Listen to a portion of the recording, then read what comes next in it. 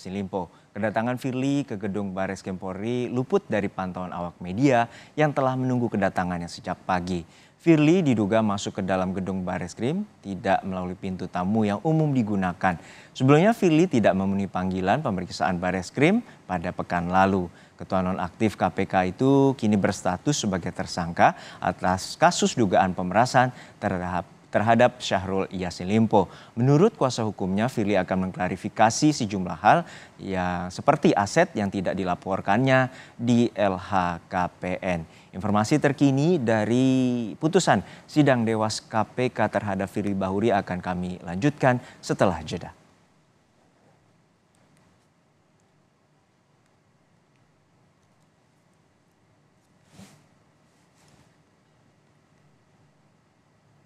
Firly sebelumnya telah mengajukan surat pengunduran diri sebagai pimpinan KPK kepada Presiden Jokowi. Namun hingga kini surat itu belum ditandatangani oleh Presiden. Mantan penyidik KPK Yudi Purnomo Harahap menilai Firly diduga hendak menghadiri sidang etik dengan mengajukan pengunduran diri. Saat ini Dewas KPK telah menyatakan bahwa Firly Bahuri melanggar kode etik berdasarkan Peraturan Dewas KPK Pasal 4 Ayat 2. Terjadi adanya benturan kepentingan terhadap Ketua KPK atau Ketua Nonaktif KPK pada saat menangani perkara dalam kasus dugaan jual beli jabatan di Kementan.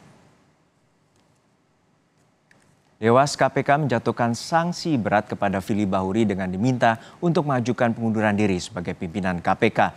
Dewas juga menyebutkan selama sidang etik KPK banyak hal yang memberatkan Firly, termasuk kerap tidak menghadiri sidang dengan berbagai alasan, sehingga ada kesan memperlambat persidangan.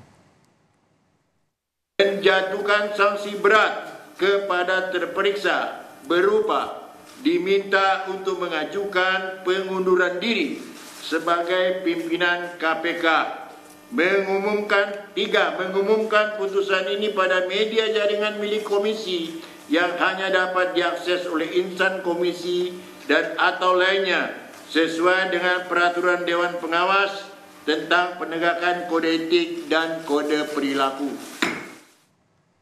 Ketua Dewas KPK Tumpak Hatorangan dalam sidang putusan etik Firly Bahuri menyampaikan tidak ada hal yang meringankan untuk Firly Bahuri. Sebaliknya hal memberatkan untuk Firly selain tidak kooperatif dalam pemeriksaan, Firly juga telah pernah dijatuhi sanksi etik.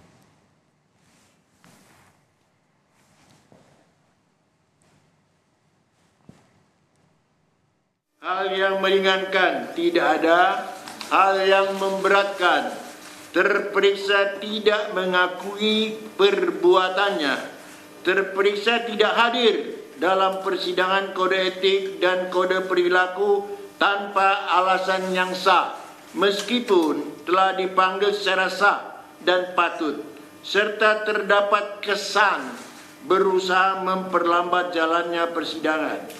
Terperiksa sebagai Ketua KPK merangkap anggota seharusnya menjadi contoh dan teladan dalam mengimplementasikan kode etik dan kode perilaku di KPK, tetapi malah terperiksa melakukan sebaliknya. Terperiksa sudah pernah dijatuhkan sanksi etik.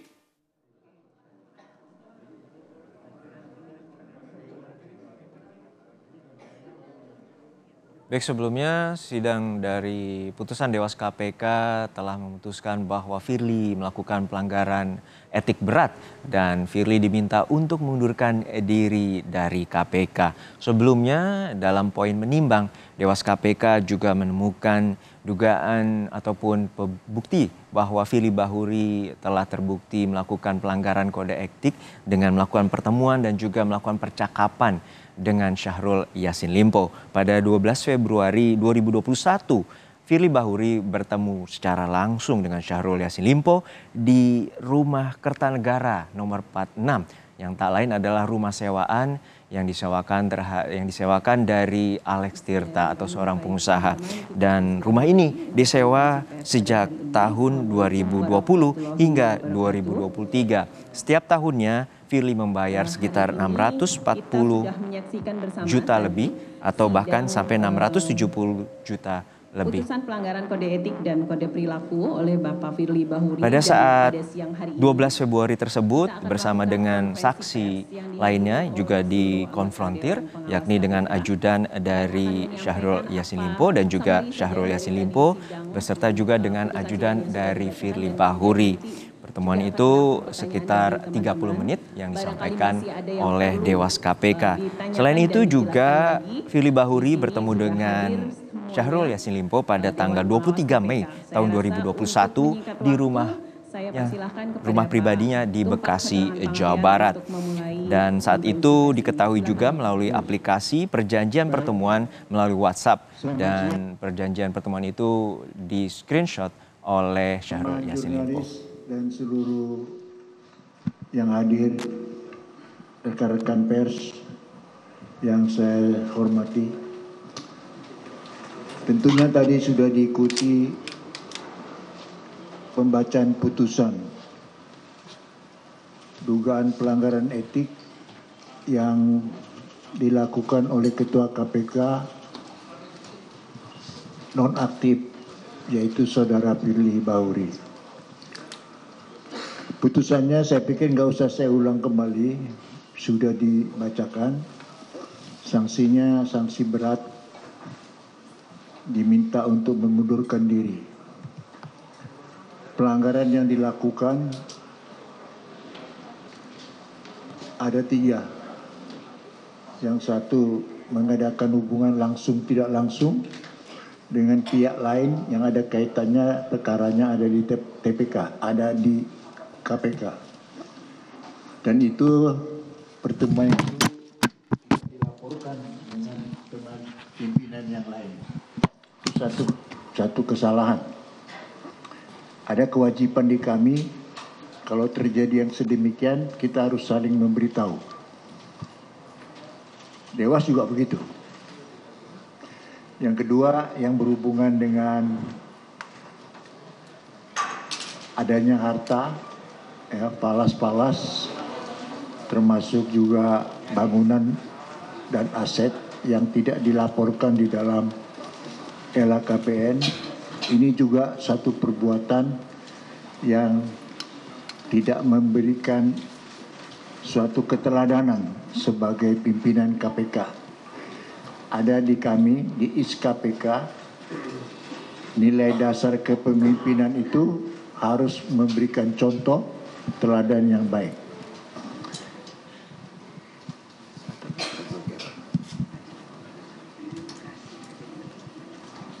Ya, jadi ada 3 ya. Satu, mengadakan pertemuan tadi itu, dan ini kedua, tidak dilaporkan, tidak diberitahukan kepada teman yang lain, pimpinan yang lain. Yang ketiga, menyangkut tidak dilaporkannya secara jujur harta kekayaan di dalam LHKPN. 3 hal itu. Mungkin ada yang bertanya menyangkut mengenai tindak pidana.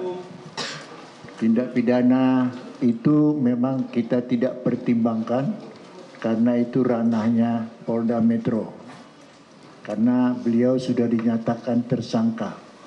Sekarang sedang disidik oleh Polda Metro Jaya.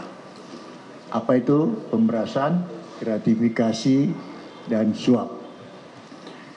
Jadi kira-kira begitu saja sementara ini yang bisa kami sampaikan secara tertulis, sudah ditayangkan tadi semua.